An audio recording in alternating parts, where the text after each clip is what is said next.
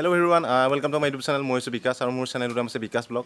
Actually মই blogger হয় আৰু মোৰ নিজৰ পাৰ্চনেল লাইফ মই শ্বেয়াৰ কৰোঁ চেনেলটোত আৰু মাজে মাজে কিছুমান ট্ৰেভেলিং আৰু মাজে মাজে কিছুমান নলেজমূলক ভিডিঅ' বনাই যাওঁ। তো যোৱা কেইদিনমান আগত দুটামান মানে ভিউৱাৰ্ছে মোক প্ৰশ্ন সুধিছিলে যে দাদা গাহৰি দানা কেনেকৈ সিজায়। আচলতে আমি যেতিয়া থলুৱা আৰ্হিত গাহৰি পালন কৰোঁ, আমাৰ দানাবিলাক একচুৱেলি নিৰ্দিষ্ট নাথাকে, আমাৰ নিয়ম নাথাকে যে কি সিজাম কি নিসিজাম। কিন্তু এনে সাধাৰণতে আমাৰ দানাবিলাক সাধাৰণতে কচু আৰু চাউল তেনেকৈ সিজোৱা হয়, লগতে জুগুলি দিয়া হয় আৰু লগতে ধানৰ টুকুৰা দিয়া হয়।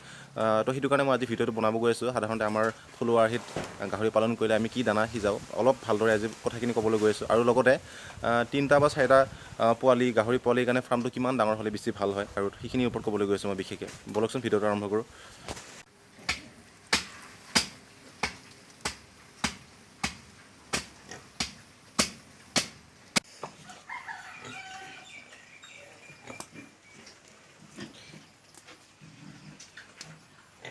সাধাৰণতে কি হয়, আমি যেতিয়া থলুৱা আৰ্হিত গাহৰি পালন কৰোঁ তেতিয়া আমাৰ নিৰ্দিষ্টকৈ একচুৱেলি দানা দিয়াৰ নিয়মটো নাথাকে। আমি কিছুমানে আমাৰ বেচিকেলি কি হয়, কচু আৰু চাউলে সিজাই দিয়ে যেতিয়া দানা নাথাকে, আৰু লগতে মদৰ পাছটো যি জুগুলি বুলি কয় সেইটো জুগুলিটো সিজাই দিয়া হয়। তো আজি কচু সিজাই দিয়া হৈছে আমাৰ গাহৰিকেইটাৰ কাৰণে। 6টা গাহৰি আছে ফাৰ্মটোত, সৰু মোৰ ফাৰ্ম হয়তো। আৰু আমি আজি কচু সিজাইছোঁ। এইটো পাত্ৰটোত কচু আছে আৰু মই দেখুৱাম এতিয়া। এইটো ক'লা কচু আৰু চাউল আছে ইয়াতে।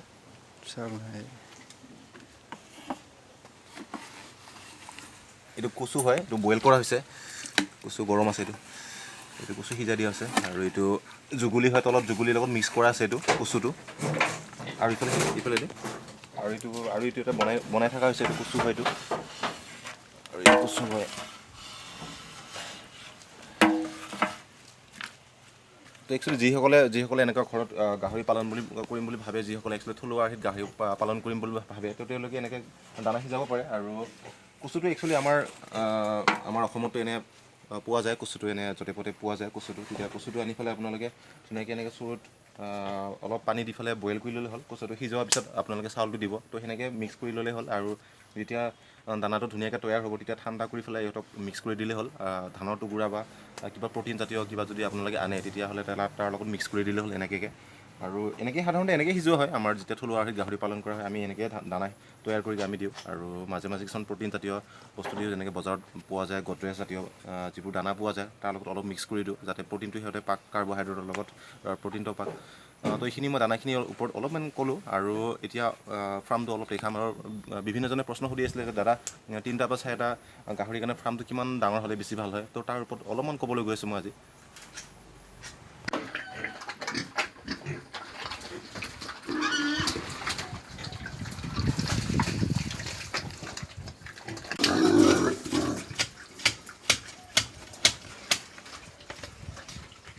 তো এইখন হৈছে গাহৰি ফাৰ্ম। মই আগৰ এটা ভিডিঅ' দেখাইছিলোঁ মই এইখন ফাৰ্মখন, তথাপিতো আজি মই অলপ ডিটেইলছত ক'বলৈ গৈ আছোঁ। আৰু যেতিয়া আমি থলুৱা আৰ্হিত গাহৰি পালন কৰোঁ তেতিয়াহ'লে আমাৰ কিমান ডাঙৰ একচুৱেলি ৰুমবিলাক হ'লে ভাল হয়। 3টা বা 4টা গাহৰি ইয়াতে দেখা পাই আছে।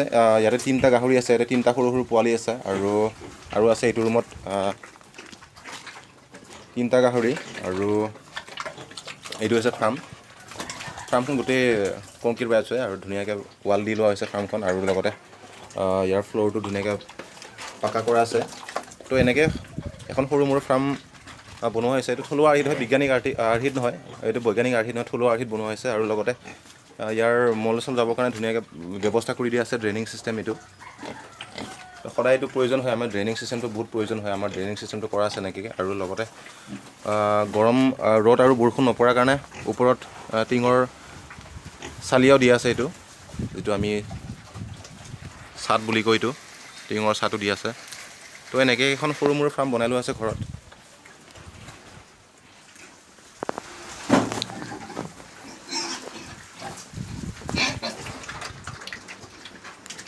এইখন ফাৰ্মখন মই দেখুৱালোঁ আৰু আগৰ ভিডিঅ' এটাত মই দেখাইছিলোঁ এইখন ফাৰ্মখন। তথাপিতো আজি মই অলপমান ডিটেইলছত ক'বলৈ গৈ আছোঁ যে 3টা বা 4টা গাহৰিৰ কাৰণে ফাৰ্মটো হ'লে কিমান ডাঙৰ হ'লে বেছি ভাল হয়। সাধাৰণতে কি থলুৱা আৰ্হিত আমাৰ এইবোৰ হিচাপ নাথাকে যে ৰুমটো কিমান ডাঙৰ হ'ব কিমান ডাঙৰ নহ'ব, তথাপিতো নিজৰ অনুমানৰ আৰ্হিত বনোৱা হয় ফাৰ্মবিলাক। আৰু এইকেইটা বেছি নাই, 6টা গাহৰি আছে। তো এতিয়া 6টা গাহৰিৰ কাৰণে ফাৰ্মটো বনোৱা হৈছে। আৰু ইয়াৰ লংটো হৈছে মোটামুটি 15 ফুটমান হ'ব দীঘলটো। ইয়াৰ দীঘলটো 15 ফুটমান হ'ব আৰু বহলটো মোটামুটি 10 বা 12 ফুটমান হ'ব এইটো বহলটো। তো সেনেকৈ বনোৱা হৈছে ফাৰ্মখন। আৰু ইমান এটা হেৰি জোখ মাখৰ কোনো ইয়াতে নিৰ্দিষ্ট হেৰি নাই বা হেৰিত বনোৱা হোৱা নাই, এইটো খালী নিজৰ অনুমানৰ আৰ্হিত বনোৱা হৈছে ফাৰ্মখন। তো সেনেকৈ যিসকলে গাহৰি পালন কৰিম বুলি ভাবি আছে বা যিসকলে থলুৱা আৰ্হিত গাহৰি পালন কৰিম বুলি ভাবিছে, তেওঁলোকে এটা অনুমান এটা আন্দাজ লৈ পেলাই বনালেই হ'ল যে ফাৰ্মখন কিমান হ'লে অলপ ভাল হয় বা নিজৰ এটা অনুমান থাকে চবৰে, তো সেইটো অনুমানৰ আৰ্হিত বনালেই হ'ল। কিন্তু ইমান সৰু বনাব নালাগে, আৰু সৰু বনালে অলপ প্ৰব্লেম হয়, কাৰণ গাহৰিকেইটা অলপ খেলা ধূলা কৰিবৰ কাৰণে অলপ হ'লেও জেগা লাগে সিহঁতক, আৰু ঘুমাবৰ কাৰণে অলপ জেগা লাগে, টোপনি মাৰিবৰ কাৰণে সিহঁতক জেগা লাগে, ৰেষ্ট ল'বৰ কাৰণে জেগা লাগে, আৰু লগতে মাজতে সিহঁতে অলপ যেতিয়া মল চল কৰিব, হাগা চাগা কৰিব, হাগা মুতা কৰিব, অলপ তাৰ কাৰণে অলপ স্পেচ লাগে। তো সেইটো কাৰণে অলপমান ৰুমটো অলপ বহল হ'লে বেছি ভাল হয় সাধাৰণতে।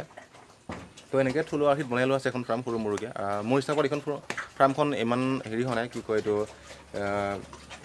ইমান ভাল হোৱা নাই। ইয়াতকৈ অলপ ডাঙৰ হ'লে বেছি ভাল আছিল, কাৰণ 6টা গাহৰি আছে, 6টা গাহৰিত অলপ ফাৰ্মখন বেছি ডাঙৰ হ'লে ভাল হয়। তো এইখিনি আছিল আজি টপিকটো। অলপ যেতিয়া আপোনালোকে ফাৰ্মখন বনাব, তেতিয়া অলপমান ফাৰ্মখন অলপ ডাঙৰকৈ বনাই ল'ব, আৰু স্পেচটো অলপ যিমান ডাঙৰ হয় তেতিয়া বেছি ভাল হয় গাহৰিকেইটাৰ কাৰণে, আৰু তেতিয়া অলপ সোনকালে বাঢ়ে বুলি কয় আৰু সোনকালে ডাঙৰ হয় বুলি কয়। যেতিয়া থেপা থেপিকৈ একেটা জেগাত বহুতকেইটা গাহৰি ৰখা হয়, তেতিয়া সোনকালে ডাঙৰ নহয়, লগতে দানা পানী খোৱাৰো ইয়াত অলপ দিগদাৰ হয়।